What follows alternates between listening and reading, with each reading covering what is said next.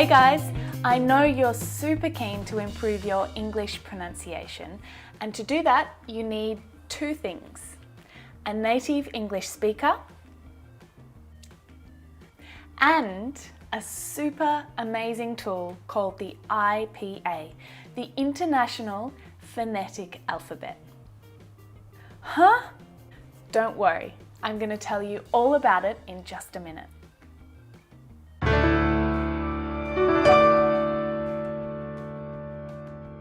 In lots of languages, each letter represents only one sound.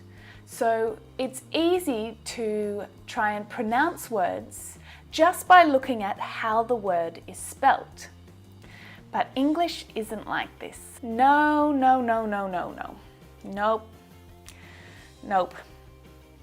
Nope. When you see letters in an English word, they won't always be pronounced the same way. Take the letter C for example. In the word cup, it's pronounced k, but that's different to the word place. And when a C is next to a H, it's often ch, like in chocolate. But in the word ache, it's pronounced like a k again. This is why the International Phonetic Alphabet is such a great tool for English students to practice their pronunciation with, and I use it all the time when I'm teaching pronunciation lessons. In the IPA, every sound has a unique symbol, so when you read it, you know exactly how to pronounce the English word.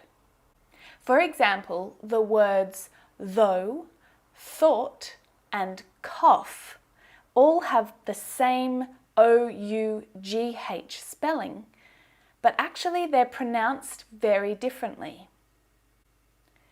Though, thought, and cough. Now these symbols might seem a little scary to you, especially if you haven't seen the IPA before. But actually, they're so helpful for you when you're learning English pronunciation because it tells you exactly how to say the word. K, o, f, cough. So even if you've never heard of these symbols before, don't freak out. In today's lesson, we're going to go through the International Phonetic Alphabet together. Now, there's 26 letters in the English alphabet, right? But there are 44 different sounds, way more than there are letters. That's why I use the IPA to help my students when they're studying English pronunciation. Let's look at vowels first. There are 5 English vowels, aren't there? A, E, I, O, and U. But there are way more English vowel sounds. Some of them are long, some of them are short, and some of them are just lazy. Let's go through them. I, E, U, U, E, O,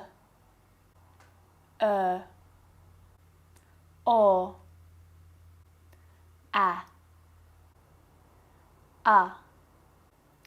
R, O. There's another group of vowel sounds called diphthongs. Now, don't worry about remembering that crazy name. All you need to do is remember the sounds. Diphthongs are sounds that change from one vowel sound to another, but in the same syllable. So watch my mouth position change as I make each of these sounds. Ear, air,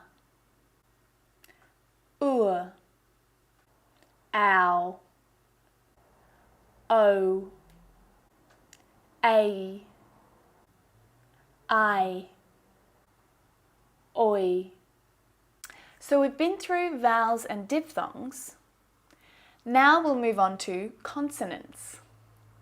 The top row are unvoiced consonant sounds, which means that the sound is made by air moving from the back of your mouth through and out your lips. There is one extra letter that is unvoiced down the bottom. Then all the rest of the consonant sounds are voiced, which means that the sound is made here with your vocal cords. You can feel it here. And unvoiced sounds use just air. You can't feel anything here.